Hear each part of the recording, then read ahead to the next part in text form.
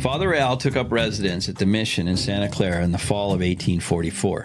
He could not have arrived at a more inauspicious time. In November, Alvarado, together with his close friend José Castro, staged another insurrection, this time against Manuel Michel Torena. Michel Torena had been sent to Alta California with a band of 300 ex-convict soldiers who had been conscripted against their will as part of their sentence. These undisciplined and unruly troops, which the local Californios derisively called cholos, were accused of thievery and all sorts of crimes.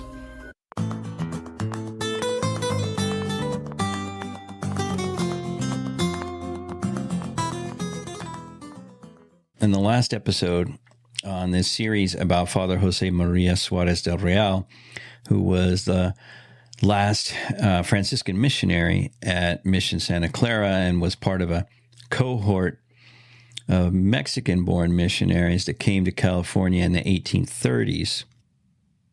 We talked about how with the dismantling of the mission system called Secularization, these Franciscans who were sent to oversee the missions basically found themselves without any means of support, of financial support. So they had initially turned to the local native-born Californios who did not really support them financially. It was not a custom to do so in Alta California. And so they were basically on their own. If the local Californios were not financially supporting them, much less so were the Native Americans who had no means of their own to do so. And although in theory, secularization was meant to benefit the Native people and transform them into citizens who could support the church and the government, in practice, what actually happened is that most of the Indians were left disenfranchised. So throughout the 1830s, those native lands that were held by the missions were put in hands of local administrators. And although some small grants were made to native people, more often than not, the larger portions were granted to local Californio settlers. So in many places, mission Indians took jobs on nearby farms, ranchos, and doing so, they used the skills that they had learned at the mission. So, for example, many of them went to work as vaqueros or farm hands or domestic servants, etc. Others moved back to the hinterlands and took up sort of a mixture of pre-contact and post-contact lifestyles, right? Mixing those two ways of life together. Now, friars like Father Rael, who had been trained as missionaries, found themselves in an unexpected position and wound up being little more than caretakers for ruined buildings. Now, of course, they did not like this, and Antonio Rael, Father José Rael's brother, expressed those feelings and the feelings of his fellow priests in a letter to Father Lorenzo Quijas, who was the vice commissary of the Franciscans in Upper California. He said, quote, "If there are no Indians, there's no need for a priest either. For I am commissioned to be a missionary, not a curate." In other words, not a parish priest. He went on to say that the conditions of their assignment were such that if their superiors in Mexico were aware of what they were dealing with, they would tell them to come back to Mexico right away. And he's like, how, without any resources, without any encouragement, we sacrifice ourselves and give ourselves up to manual labor in order to procure food, lest we die of hunger. How are we supposed to keep that up? Now, Father Rael nevertheless did what he could on behalf of the ex-mission Indians in disputes that arose when mission lands weren't returned to them. Such disputes at times involve members of the local elites. On the eve, and this is an example, on the eve of Governor Figueroa's Secularization decree in 1834, a rancher and future governor, Juan Bautista Alvarado, applied for a grant to receive land around what is today Big Sur, south of Monterey. Alvarado had in fact been grazing his cattle there since the 1820s, and he wanted to have the situation officialized. The local indigenous people, however, whose ancestral territories made up those lands, had actually laid a public claim to the property. In June of 1834, Father Rael wrote to Governor Figueroa on behalf of the Indians. He said, "I pray your honor in the name of all the neophytes," that is the Christian Indians of the mission, "that the property which they are claiming and to which they are entitled should not be taken from them," unquote. Rael's plea, though, was not successful. Governor Figueroa decided in favor of Alvarado, and in October of 1834, the grant was made official for approximately 9,000 acres. Now, Governor Figueroa would not remain in office long.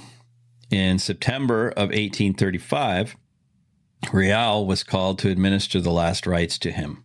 Over the next year, Alta California would in fact have 4 interim governors, all appointed by the Mexican government. This chain of administrators chosen in Mexico helped actually fuel resentment among the locally born elite Californios. They were fed up with heavy-handed intervention from distant Mexico City, and as such, Juan Bautista Alvarado, whose land grant Rael had opposed, joined together with a group of like-minded Californios. And they took on the most recent Mexican appointee, Nicolás Gutiérrez, who had been sent to fill Figueroa's place. With the help of a faction of well-armed and hard-drinking Americans who were living in the area, Alvarado, along with his ally José Castro, forced Gutiérrez to surrender and return to Mexico. They also paved the way for the first native-born constitutional Mexican governor in Alta California, Alvarado himself. Alvarado's reliance, though, on American rifles to bring himself to power involved him and Father Rael in a matter that actually would foreshadow the way the eventual future of the territory would play out. Rael left Carmel and actually took residence in a private home in Monterey. And there he got to know the population of the territory's capital, right? Monterey was the capital at the time. In late March of 1840, he was called to the house of a Mexican Californian woman named María de Jesús Bernal. Her American husband, a trapper named Tomlinson, was on his deathbed, and he wanted to see a priest. Rael performed the last rites for the dying man, and during his confession, the trapper spoke of a plot by fellow American Isaac Graham to throw off Mexican rule. Rael was shocked by what he heard. Graham had participated in Alvarado's revolt against Governor Gutiérrez, and he was living south of Monterey where he'd set up a whiskey distillery. Thanks to the drunkenness and the disturbances associated with the distillery, the American had actually become a nuisance for Alvarado. According to Tomlinson, and this is what Rael sent in a letter to his superiors, Graham and his other Americans who were helping him were conspiring to get California into their possession along the lines of what happened in Texas. And according to Rael, this caused him to spend several anxious days before penning a letter to Governor Alvarado on April 3rd. Rael was, in fact, convinced that the Americans planned to murder him and the two other missionaries in the area.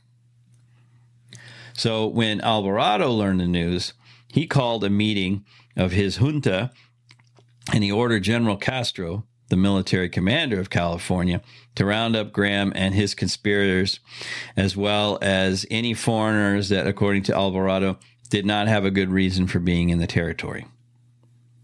This meant that 45 non-Mexicans, some Americans, and others English, were arrested and transported by ship to San Blas, and then overland to Tepic to be put on trial. The result of that was that Alvarado soon had American and British warships anchored Monterey Bay, seeking news about the well-being of their countrymen. Thanks to British Consul Eustace Barron, who used the situation to pressure the Mexican government, most of the prisoners were found not guilty, and Graham and his fellow detainees were issued passports and released with monetary compensation for what they had gone through. When Graham and his men returned to Monterey in 1841, local observers remarked that he and the others arrived dressed neatly, armed with rifles and swords, and looked infinitely in better condition than when they departed. The local native-born Californians learned an important lesson from the series of events: that the Mexican central government was less interested in protecting its northern provinces than in maintaining good international relations with its neighbors and creditors. Alvarado, as a result, offered his resignation as governor in favor of a man named Manuel Michel Turena, an army general sent by the Mexican government to guard against any further foreign uprising. In 1842, Michel Turena took up residence in Monterey. As a native-born Mexican, Father Rael felt loyalty to the new governor and established a cordial relationship with him. Monterey was Rael's home for the next 2 years, but in 1844, he learned that his superiors were transferring him north to Mission Santa Clara at the southern tip of the San Francisco Bay. He wrote to Governor Michel Turena, and he referred to his transfer as a, quote, forced departure.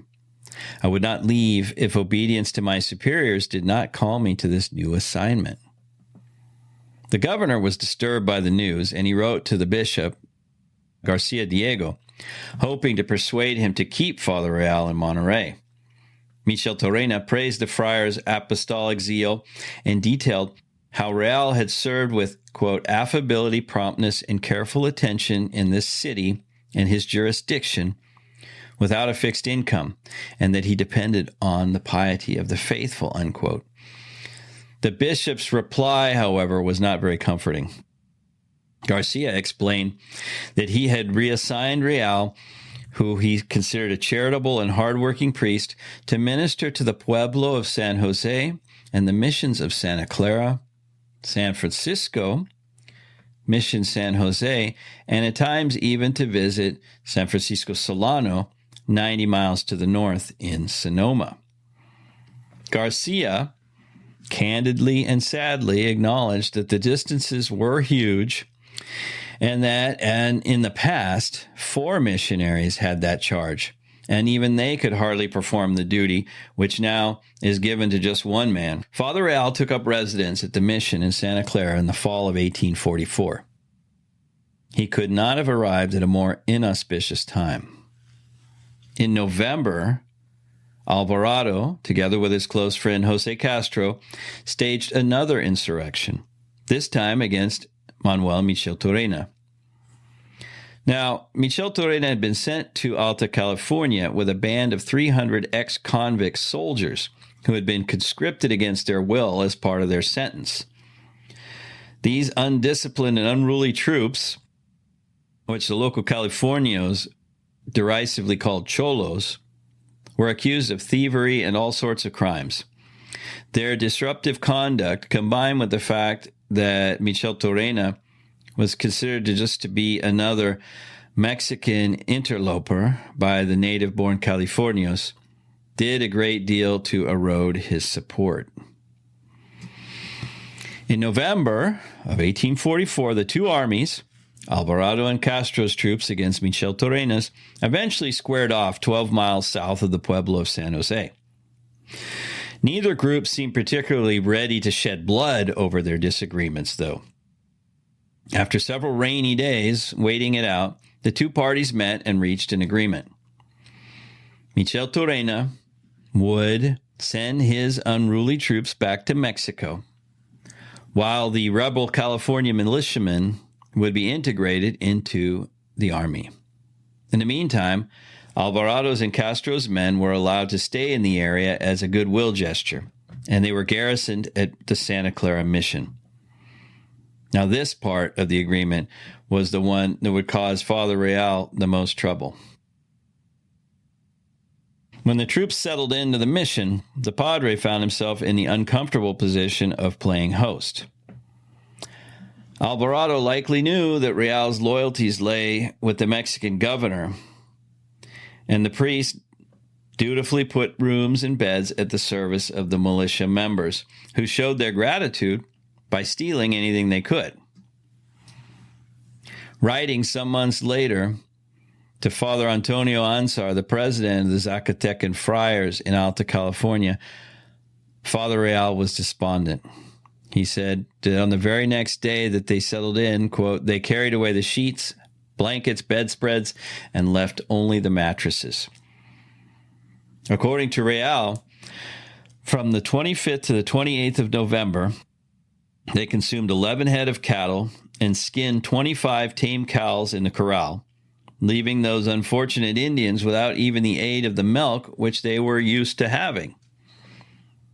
On December 2nd, the soldiers consumed 3 head of cattle, and on January 3rd of the year, 2 head of cattle of the new year.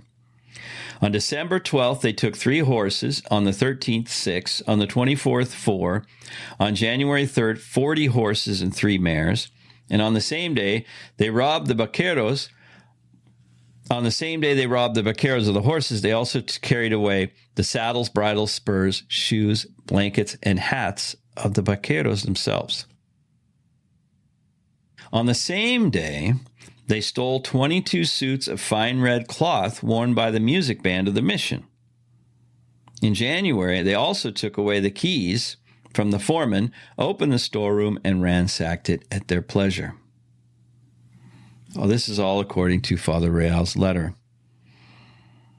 And not only did the militia lay waste to the mission supplies, but in May, according to Rael, Antonio María Pico, who was the alcalde, the magistrate in charge of the pueblo of San Jose, took away 25 head of cattle from the enclosure. Of all this, nothing has been returned. I believe that it is the news of this transaction, the fact that he took these things, which they have twisted out of all truth and reported to the governor, and from which he inferred that I gave or sold these things, though I did not. They took it all by force and committed 1,000 wrongs. And accusations of selling property at the mission would actually later come back to haunt Father Rael in the years following U.S. annexation. Forced to suffer through the indignity of the occupation by the militia troops, Rael, exasperated, wrote to his superiors asking to give up his responsibility for the mission, which he called an odious burden. Staying in Santa Clara meant, quote, not only having to wear myself out, but also making the Indians who still worked at the mission labor for interests which, though their own, they cannot enjoy. Quote, for the Padre, in fact, Native Americans working at the ex-missions only served to assist factions against legitimate authority. Unquote.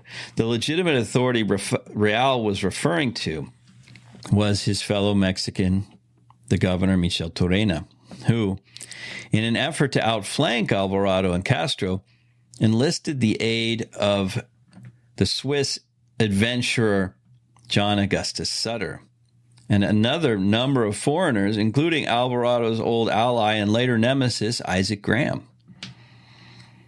Micheltorena's efforts were unsuccessful, and by March of 1845, he had to leave and go back to Mexico.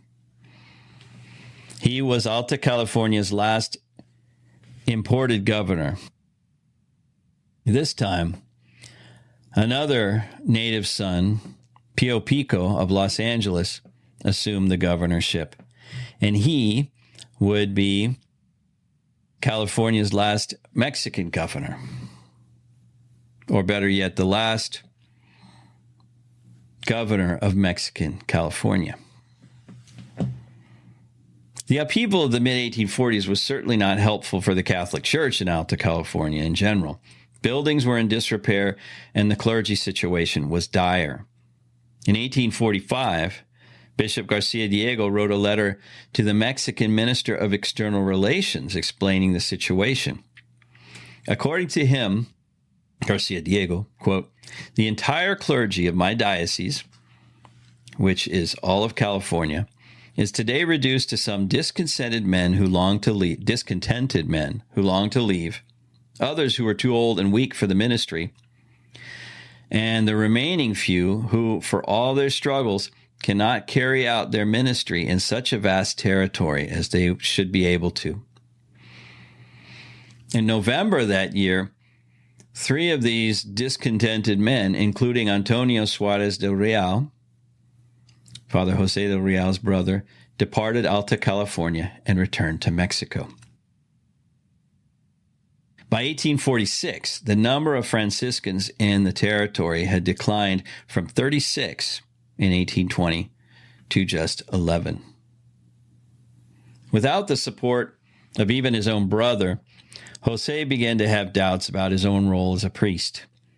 In February, Bishop Garcia Diego, in a letter to José Castro, noted that Father Rael, quote, "has made repeated petitions for his removal from the ministry." Castro, who had caused Rael so much trauma by stationing his troops at the Santa Clara mission, was now asking for the friar to return to Monterrey, which had been without a priest for some months. The bishop's reply was unequivocal. Because of his wish to leave, Rael could not be sent back to Monterrey, and he was only waiting for passage on board a ship to return to Mexico. Circumstances, however, prevented Rael from returning to Mexico as he had planned. A young priest had been chosen to succeed him at Santa Clara, part of the bishop's plan to establish a non-Franciscan, non-missionary clergy in Alta California. But the new cleric, José de los Santos Ávila, a California native from Monterrey, died at the mission on March 24th of 1846. He was to celebrate his first Mass there the next day. Father Rael performed the funeral service for him and had the young priest buried in the mission church. Avila had been ordained just 2 months earlier on January 1st, and he seems to have passed away suddenly in his sleep, according to Rael's annotation from the mission's book of burials. Without a replacement, Rael remained at Santa Clara for another 5 years. Soon, a wave of immigrants from the U.S. began to arrive at the mission.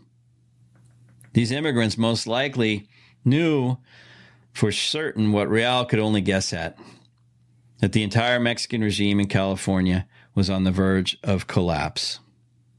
When a group of American adventurers hoisted a flag with the image of a grizzly bear on it in the main square of the Pueblo of Sonoma in 1846, the fears that Rael had expressed just 6 years earlier were confirmed.